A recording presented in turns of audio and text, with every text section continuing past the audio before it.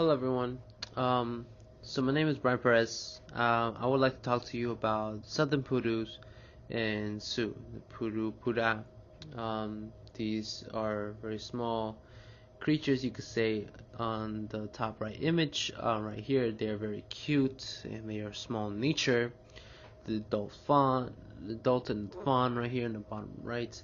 Um, and so I'll be talking to you today about the importance of them and my welfare design project with them.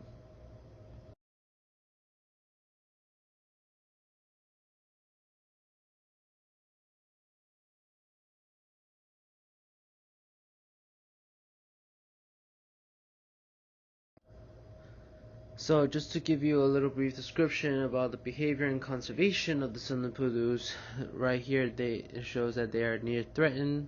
They are from South Chile, southwestern Argentina, and South America. They typically live in 2 to 200 hectares in habitat range in C2 and XC2 conservation. They make tunnels and create paths and dense understory for their habitats. They have an escape behavior of hiding often from predators and within bamboos, and they run in a zigzag just to confuse and evade their predators. They like to play by skipping and running and play fighting with each other. They have these social behaviors of grooming each other by licking and combing with their incisors. Um, Run and scrape their antlers with trees and some plants. They spar branches with their antlers and move together when feeding. They're typically solitary animals, but they form dominance hierarchies um, whenever they are together and are highly territorial of their grasses, most specifically when they spread the scent glands. They show submissive behaviors by laying down completely flat with a neck horizontal and extended, and aggressive postures by pointing antlers at opponent, snout raised in the air, or head lowered. Um, these southern pudus are very delicate as well, and they're extremely shy by nature. Considering that they are very small, they appear to also be more active during windy days and calm days, which is a bit strange to me, but because this may be an indicator of their tolerance to extreme weather conditions such as heat, um, they are very delicate to these type of conditions that may harm them. They've also been known or considered to be near threatened because of poaching, release of feral dogs in their protected areas, um, and predators that have been hunting them.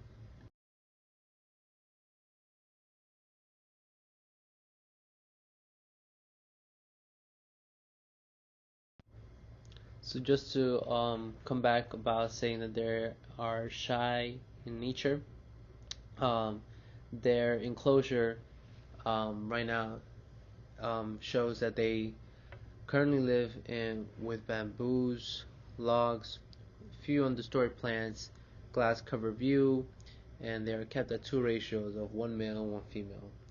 Typically to provide safety and comfort for the Sundapudu, since they can become very territorial by nature and cause harm to their fawns as they mature past 9 months. Um, because the bamboos are growing in one place only in the enclosure, they can only hide there. But besides the bamboos, they almost have no choice of elsewhere to hide.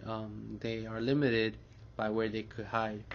The few visitor interactions is also sort of a problem because these species are shy by nature, so the zoo visitors would not have much of an interaction with them. Um, Also, they would tend to be scared easily, which is exactly why they would hide at first. The Sunapus are very small species, and they're considered just near threats just because of the predators and poaching. Do again, um, and but also due to their sensitivity to weather conditions as well, such as extreme conditions of rain, wind, and heat. And so, as mentioned before, these species are very territorial, can often become aggressive to other same-sex southern poodle, which is why they are kept at, again, ratio of one male and one female per enclosure, um, and with the fawn is separate with the fawn until the fawn is 9 months or older. The fawn is separated from their parents, just for its own safety.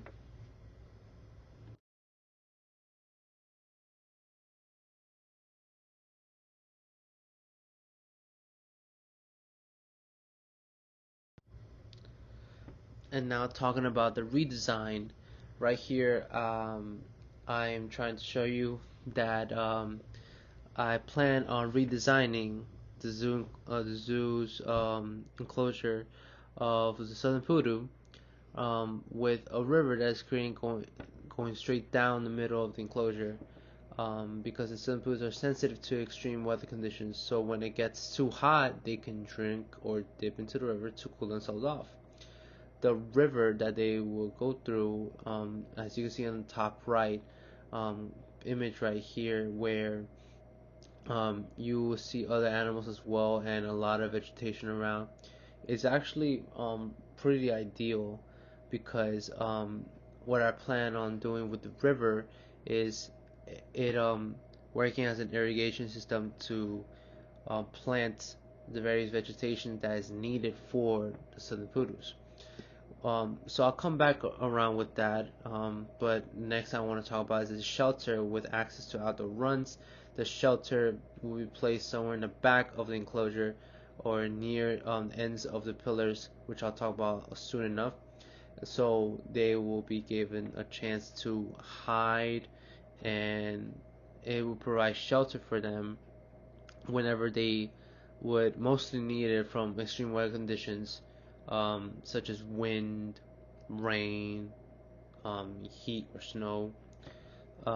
Also, with these variety of plants, um, understory plants and covers, such as pampas grasses, trees, bamboos, they could be hiding places for them. It could provide shelter for them for some amount of weather conditions. The flowers, small shoots, leaves, bark, berries, and fruit are all part of their enrichment as well.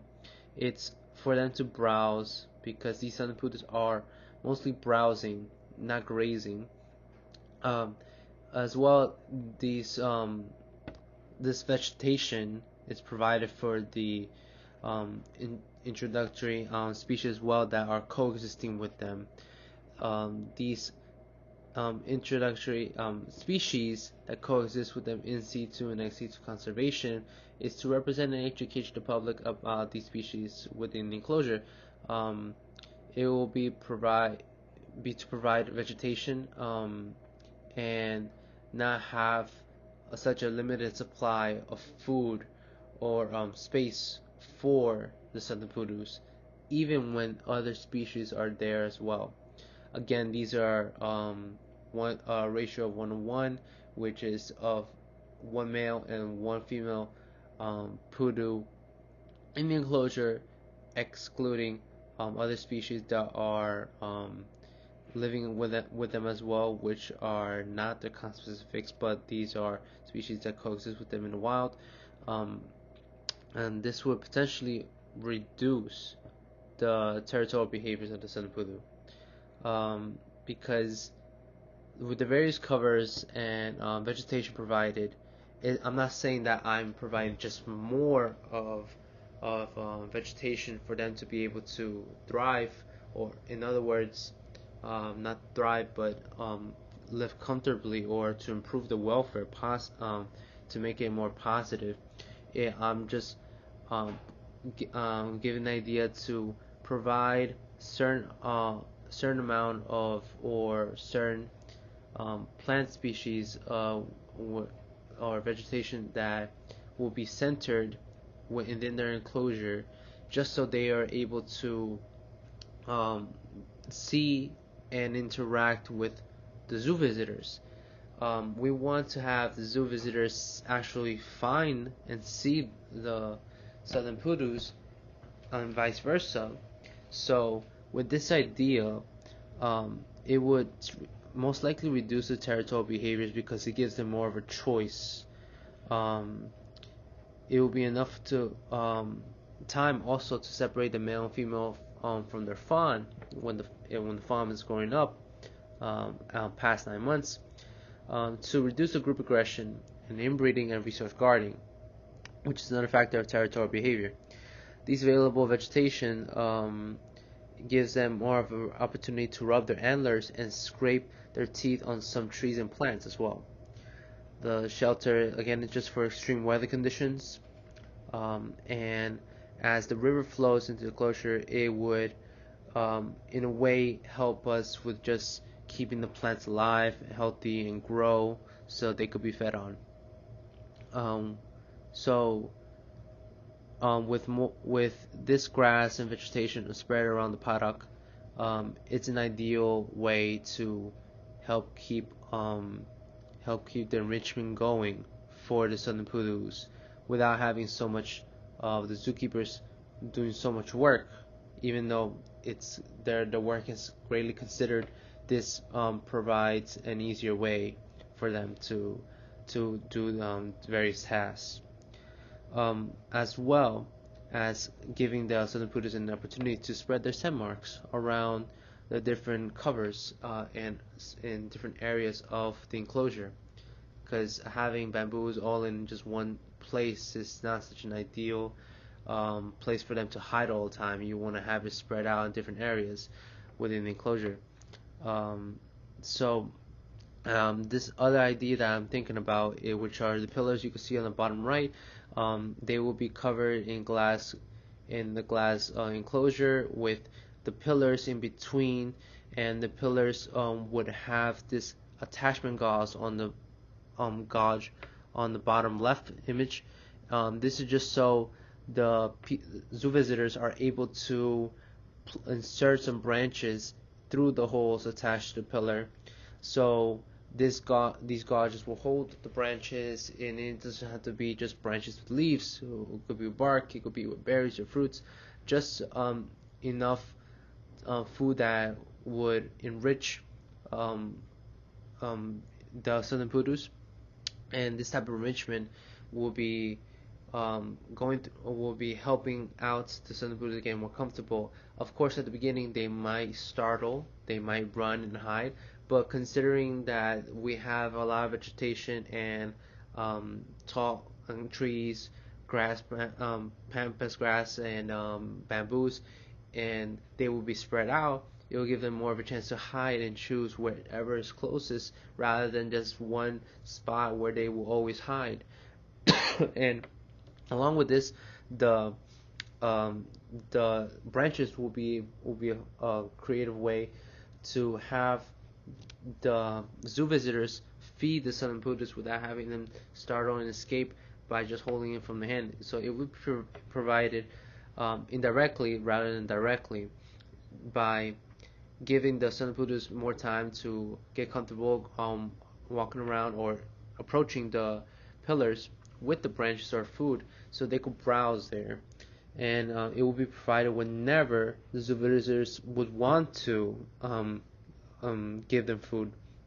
This is sort of an enrichment that will greatly benefit both the zoo visitors' experience with the southern pudus and the southern pudus themselves. So,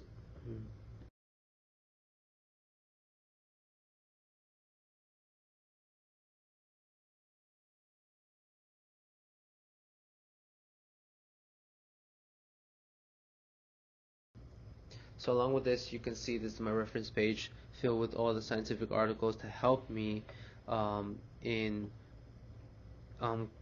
combining my ideas and information that is necessary for the southern pudus, and what I think is best and what could possibly be implemented in the future. Thank you very much. Bye.